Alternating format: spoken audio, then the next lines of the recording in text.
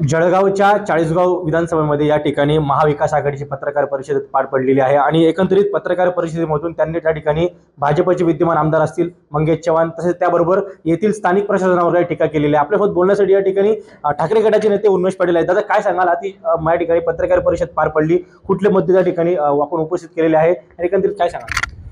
केंद्र सरकारच्या मनरेगा योजनेअंतर्गत 13 सप्टेंबर 2023चा परिपत्रक असताना देखील आमदार महोदयांना याचं भान आणि जाण नव्हती। रोजगार हमी समितीच्या बैठका, नियोजना, प्रोसिडिंग कुठलंही नव्हतं आणि या संदर्भामध्ये प्रत्यक्षात गाव शिवार आराखडा बजेट मंजूर करून त्याचे वेळेत अंमलबजावणी झाली असती तर मागेल त्याला विहिरी, मागेल त्याला शेततळं अस्थिरीकरणासह आणि ग्रामीण भागामध्ये त्या ठिकाणी शिवार, ज्याला आपण पाणंद रस्ते म्हणतो, ते कामं झाली असती।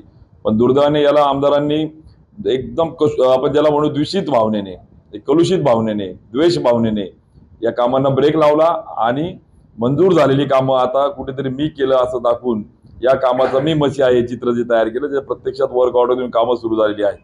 आणि म्हणून वेळेत जर कामं केली असती तर लोकांना कामं आली असती, याचा आमदारांना जाण आणि भान नव्हतं आणि म्हणून याचा पोलखोल करण्यासाठी आज आम्ही पत्रकार परिषद।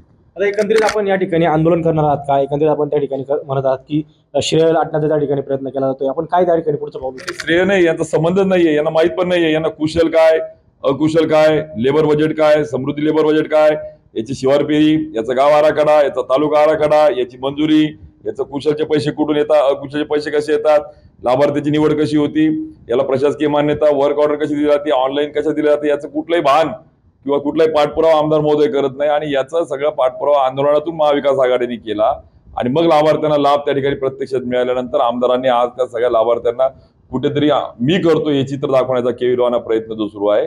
माझी या माध्यमातून विनंती आहे की या केविलवाना प्रयत्न करण्यापेक्षा वेळेत जर आपण बोंब पाडली असती तर पावसाळ्यापूर्वी त्यांना रस्ते मिळाले असते, शेतकऱ्याच्या आत्महत्येचं प्रमाण कमी झालं असतं, तर विहीर त्या ठिकाणी वेळेत त्यांना दिल्या गेल्या असत्या आणि याच पाणंद रस्त्याच्या याच विहिरीच्या सोबत मागेल त्याला शेततळे मिळाले असते तर पडलेल्या पावसाचं सिंचन थांबलं असतं। पण दुर्दैवाने या कुठल्याही योजनाची मोहीम 13 सप्टेंबर 23च्या GR नुसार झाली नाही आणि परिणामस्वरूप चाळीसगाव तालुक्यामध्ये या परिपत्रकाची अंमलबजावणी आम्ही आंदोलन केलं आणि त्यानंतर सुरू झाले। म्हणून महाविकास आघाडीच्या आंदोलनाचं यश त्या ठिकाणी आहे आणि आमदारांना जर त्या ठिकाणी वेळ नसेल, मनोरंजन, जे तमाशे, जे कार्यक्रम तंबू लावून ज्या ठिकाणी तालुक्याला दिशाभूल करण्याचा जो कार्यक्रम सुरू आहे, याच्यापासून मला असं वाटतं तालुक्याला जी गरज आहे हाताला पोटाला काम आणि शाश्वत कामाची, त्यावर त्यांनी लक्ष दिलं गेलं पाहिजे, ही तालुक्याची मागणी आहे। आता एकंदरीत आपण त्यांना त्या ठिकाणी आव्हान देखील केलेलं आहे, छत्रपती शिवाजी महाराज चौकामध्ये त्या ठिकाणी येऊन आपण त्या ठिकाणी खुलासा करावा आव्हान देखील आपण त्यांना। हो, आम्ही आव्हान दिलंय।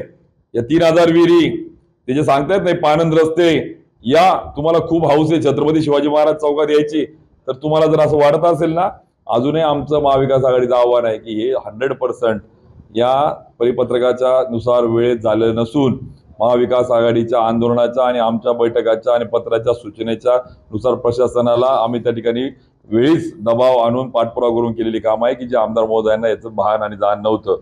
आणि म्हणून आमची विनंती आहे की हे मनोरंजन, हे तंबू, हे बंबू हे बाजूला करा आणि आमच्या पोटाचा, आमच्या हाताचा, आमच्या मनाचा विचार करा आणि त्यानुसार जर पावलं टाकली तर त्याचं स्वागत तालुका करेल। अन्यथा तालुक्यामध्ये आज जो संताप आहे, जो त्या ठिकाणी चीड आहे, ही चीड त्या ठिकाणी उद्रेक झाल्याशिवाय राहणार नाही।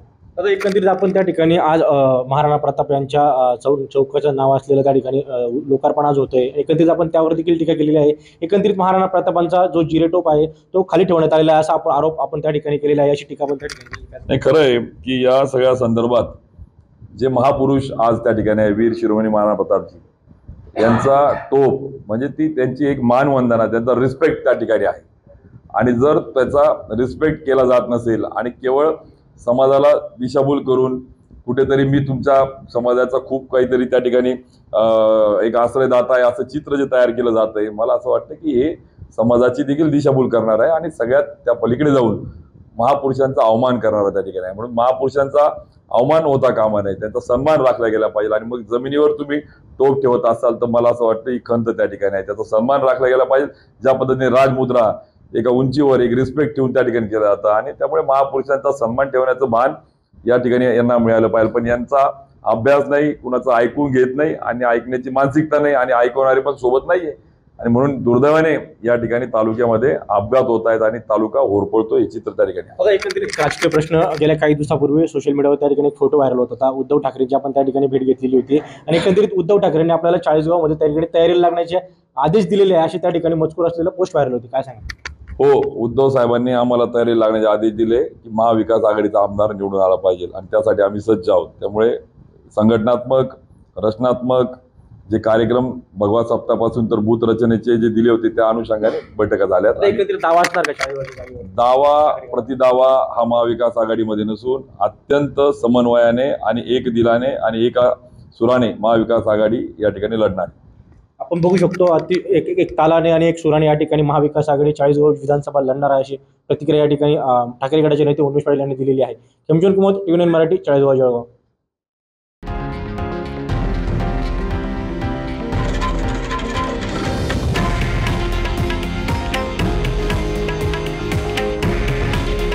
हे आहे देशातील नंबर 1 न्यूज नेटवर्क आणि आपण पाहत आहात टीव्ही 9 मराठी. काळजी तुमची, हित महाराष्ट्राचं.